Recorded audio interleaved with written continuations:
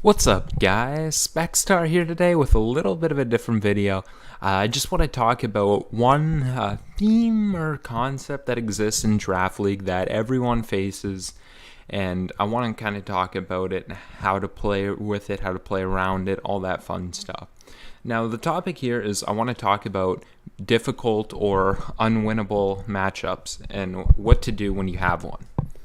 So, I've definitely been down this road, although for every unwinnable matchup I've had many people complain to me about having unwinnable matchup versus me, and pretty much unwinnable matchup is completely rubbish. There's always going to be difficult matchups, but there's almost always a way, unless you got like the crappiest team of all time, or you got all Dark Week team against Ash Greninja or something like that, but it's almost completely non-existent. So I want to talk about what to do when you've got that shitty matchup that we all have a few times this season and we all deal with. Lord knows I've had my share of these. Oh god, at least 50 in my life. I've just had a matchup, I'm like, this is shit, I gotta do something. There's definitely ways to deal with this. If your matchup is really crappy, you have a few options. But the first thing you want to do, make sure your matchup's really crappy. Because for all the real crap matchups there is, I've seen many people complain about having crappy matchups. And all the time I see it, one opponent will say, oh, I got the crappy matchup. And then their opponent's like, no way, man, I had the crappy matchup. People are definitely likely to believe that they've got a crappy matchup even when they don't. Usually it can just be they have a tough time defensively dealing with something or offensively dealing with something. Make sure you look at your opponent's matchup. That's nothing to scoff over. Look at their matchup, think what you do in their shoes, and make sure the matchup's really crappy before you take matters into your own hands and try to adjust differently to a crappy matchup. Because they're options, but they're high risk. Don't take the risk if you don't have to take the risk. That's my experience. Whenever you're playing a draft league game, you want the safest win condition possible. And all the ways you're going to adjust to a crappy matchup are risky.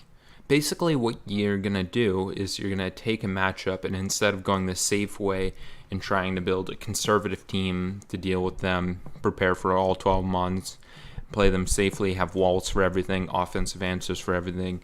What you're going to do is you're going to put all your eggs in a specific basket and focus on that. So I'm going to start talking about, there's three main methods I'm going to focus on to deal with it. And the first one is probably the most common one you're going to deal with. I call it the all-for-one method. And you're just going to build your team completely around winning with one Pokemon. And a good example is Dragonite. You can say you got a crappy, unwinnable matchup all night. If you have Dragonite, that's bullshit. When this Pokemon exists, there's always a way to win. Because this is a Pokemon that at any point can just get the right setup opportunity and run through a team. No matter what, it's always there. And you can put a Z on it. You can always go for a weakness policy, which is a pretty fun Hail Mary to get all those stats up. That's always a dangerous threat. If you get it tripped in the right moment, you've always got a shot in this. A lot of times when you're going for the all-for-one method and you're focusing your whole team or most of your whole team on winning with one Pokemon, you're going to want something like screens. And you can see it on Pokemon like Rotom. And a lot of times, even when you don't think you have a true screener, you can look at Pokemon like Venusaur, or it gets both screens. Magnezone, it gets full screens. A lot more Pokemon get that than you think get it. So a lot of good opportunities to set up screens. Of course, Memento is another great option if you do have it on your team, although it's definitely not nearly as common as screens or Veil or whatever. But whenever you can get up screens and you can get the right setup on a Pokemon, it doesn't have to be anything like Dragonite, Zygarde, Talonflame, freaking anything. If you get the right opportunity, you get the screens up, and you get a few set up before the screens wear off and you start getting the damage racking up, there's always a chance to bring it back with that. Definitely make sure you have the right, if you got a spinner or something, definitely make sure you have the right hazard control to give as high of a chance of getting your sweeper in the right position. Hazard stack is also very useful when you're going this way. And depending on your league rules, you're always going to want to look for that baton pass. If you have a Pokemon that can baton pass, stuff like Curse, Calm Mind, or literally anything like Mew can, it can pass any stat that exists, especially if you have Speed Pass, then there's always a chance you get that right pass off and you get the right Pokemon with the right stats, and it just takes some chunks out. That's always something to be careful about. So in summary, the all-for-one method is you got a really crap matchup. You're going to put all your eggs in the basket of trying to win with a dangerous sweeper you have. And that's one method. The next method I'm going to talk about is the all-out method. And this is a method where when you got a crappy matchup, you just go full hyper offense. You focus on winning turns and trying to get chunks out of the opponent's team.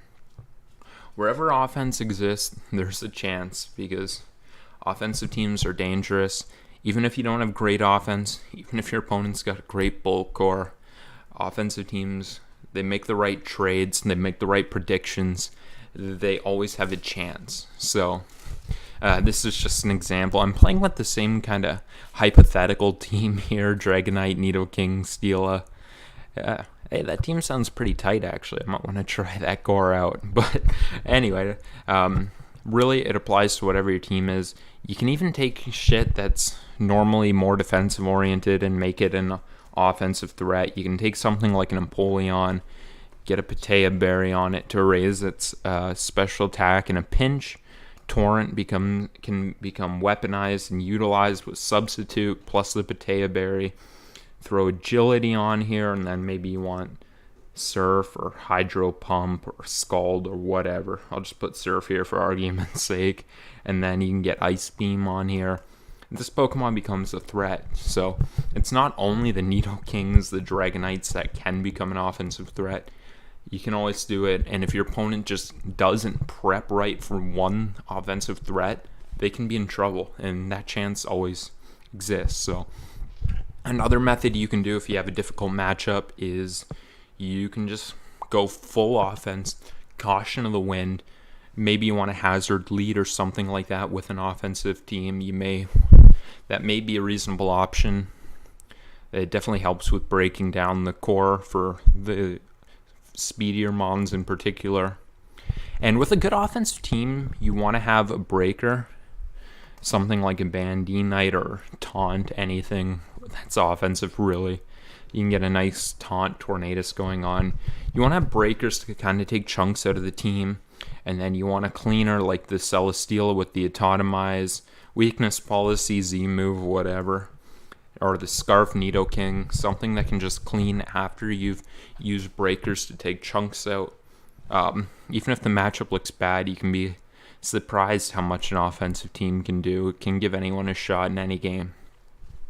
That's my second method, and the last method I'm going to talk about is the method of madness. And the method of madness, what you do is you just run some crazy shit. If you got a creative out there set you can think of, and you can just try to catch your opponent off guard.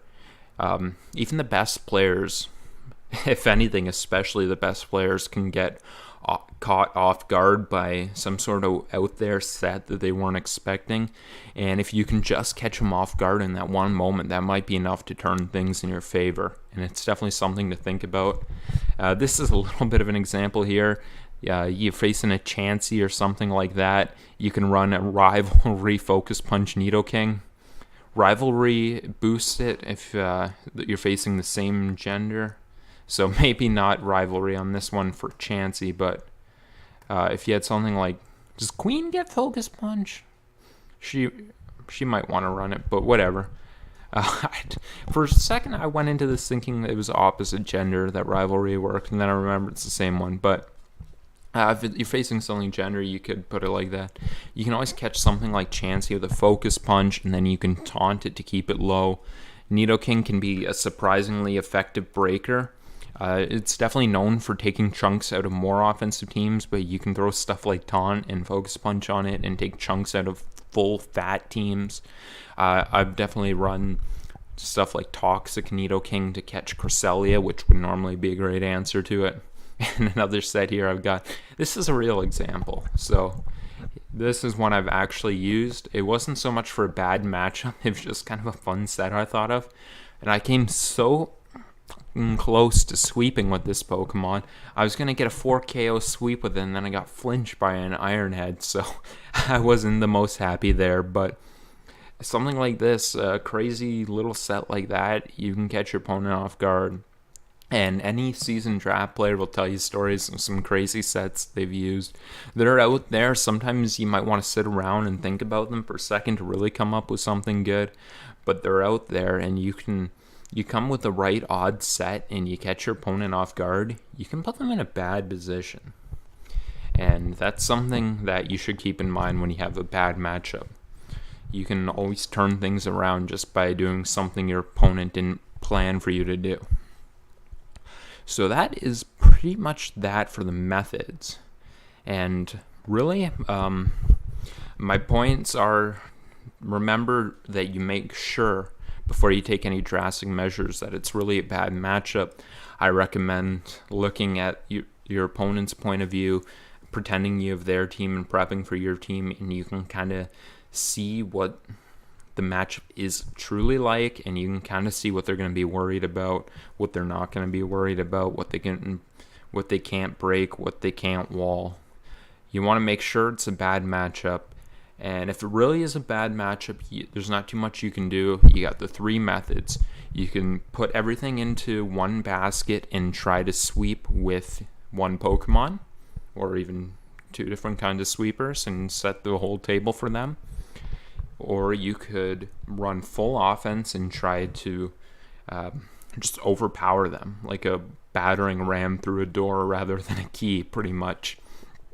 And then the 3rd method, you can go full nuts, like I know I have in the past, and just try to catch your opponent off guard.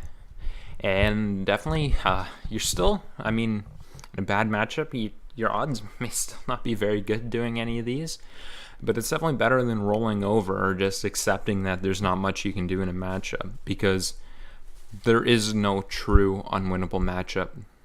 You just have to come up with a good strategy, and there's always one out there that gives you a shot. Even if the matchup's bad, even if your chances are low, you want to find whatever gives you the best chance to win and focus on that and go for that. So that's going to be it for this video. If you have any questions, hit that comment section. I want to thank you guys for watching this. If you want to see anything more like this, hit that like button, and have yourselves a good night.